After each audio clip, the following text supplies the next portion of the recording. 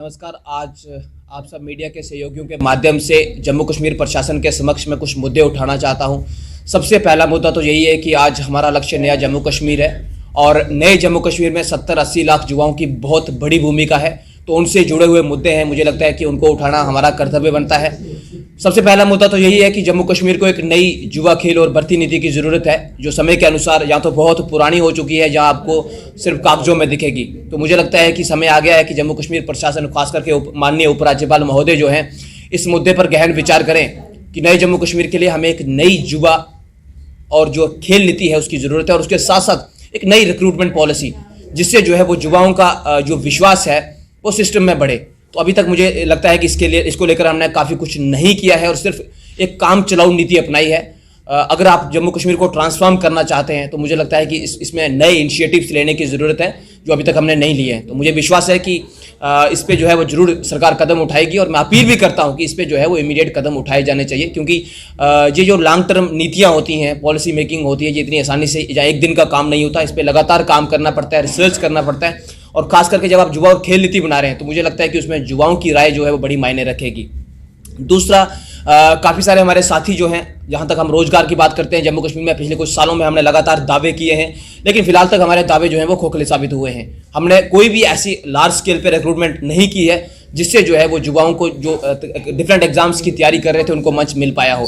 तो मुझे लगता है इसके लिए अब समय आया है, और अफसोसजनक बात यह है कि पहले तो हमने कुछ लोगों को इंगेज किया तो उनको एक रिस्पेक्टेड ऑनरेरियम नहीं, कश्मीर को ड्यूटी बनाया था तो हमने प्रॉमिस किया था कि ड्यूटी के लिहाज से हम एक रिस्पेक्टेड ऑनरेरियम देंगे जिन भी लोगों को हमने एंगेज किया है टेम्परेरी लिहाज से। तो आज तक पिछले 3 सालों में हम उन प्रॉमिस को पूरा नहीं कर पाए हैं। पहले प्रॉमिस किया, फिर हमने पूरा नहीं किया, तो विश्वसनीयता पे सवाल उठना लाजमी है। दूसरा, कुछ हमारे साथी थे जो किसी वजह से, जैसे हमारे नेहरू युवा केंद्र संगठन में जिन्होंने सर्व किया एनवाईसी के तौर पर, 571 के करीब इनका नंबर बनता है, लेफ्ट आउट एनवाईसी हैं, इनकी बायोमेट्रिक उस टाइम नहीं हो पाई थी किसी वजह से, जिसमें सरकार खुद भी एक कारण थी। कुछ डिस्ट्रिक्ट्स में हो गया, कुछ में नहीं हुआ, तो एक तरह से अपने आप में भेदभाव था। पिछले 4 सालों से लगातार कमीशन पे कमीशन बिठाए जा रहे हैं, और रोज जूझ जाते हैं, दरवाजे में धक्के खाते हैं, रोज वापस आते हैं, फिर दूसरे दिन जाते हैं, फिर धक्के खाते हैं। तो मुझे लगता है ये बड़ा एक तरह से डिसअपॉइंटिंग है नई जम्मू कश्मीर में। और जहां तक नए रोजगार के सृजन की बात थी, तो नए रोजगार का सृजन कहां करना है, जो जेकेएसएसबी की ओर से एग्जाम कंडक्ट किया गया था, उसको लेके जो है वो जितने भी अभ्यर्थी थे जो उस परीक्षा में बैठे थे, उनकी तरफ से काफ़ी सारे जो मैक्सिमम नंबर ऑफ जो हमारे एप्लीकेंट्स थे उनकी ओर से आरोप लगाए गए हैं कि एग्जाम को बड़े अनफेयर तरीके से कंडक्ट किया गया है। तो मुझे लगता है कि इसको लेकर भी काफ़ी जो है क्वेश्चन रेस हो रहे हैं, और काफ़ी सारे सबूत आपको देखने को मिलेंगे।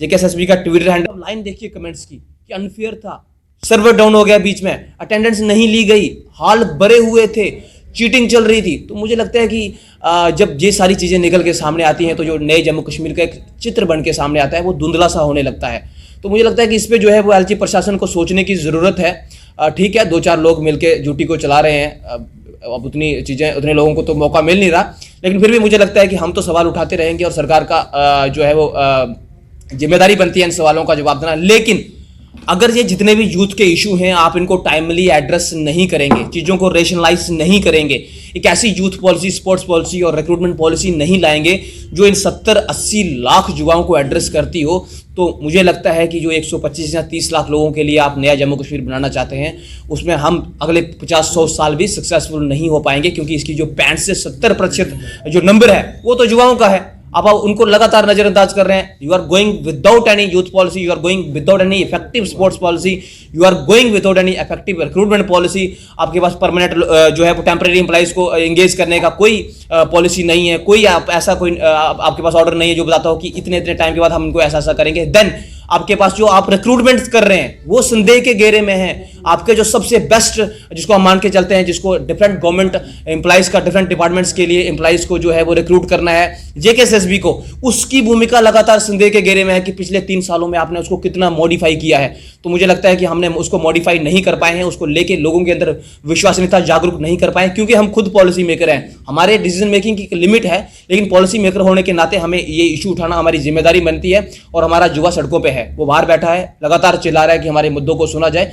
ठीक है, आप टाइम मांगिए, आप 2 दिन मांगिए, 10 दिन मांगिए, 2-4 महीने मांगिए, साल मांगिए कि जनाब हमारी सिचुएशन ये है, हमारी पोजीशन ये है, आपको ये नहीं करने की जरूरत है, हम आपकी बात सुन रहे हैं। अब एड्रेस तो करिए, लेकिन जब आप एड्रेस ही नहीं करेंगे और लगातार एक ऐसा रवैया अपनाएंगे जैसे कि नहीं, जहाँ डेमोक्रेटिक सेटअप नहीं है, जहाँ बिल्कुल डिक्टेटरशिप चल रही है ऊपर से नीचे तक, तो कोई किसी की नहीं सुनेगा। सिर्फ 3-4 लोग अगर JNK को चलाने की कोशिश करेंगे तो मुझे लगता है कि 130 लाख लोगों का जो उज्जवल भविष्य है उसके लिए आप काम नहीं कर पाएंगे।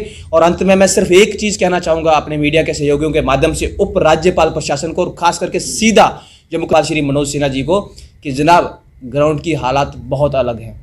और हम पंचायती राज का सदस्य, मैं खुद जिला पार्षद होने के नाते बिल्कुल 0 लेवल से आता हूं, ग्राउंड को देखा है, ग्राउंड के हालात बिल्कुल अलग हैं। कैपेबिलिटी बहुत ज़्यादा है, रिसोर्सेज भी हैं, हम कर भी सकते हैं, लेकिन हम कर नहीं रहे हैं, बस इतना ही फर्क है। तो मैं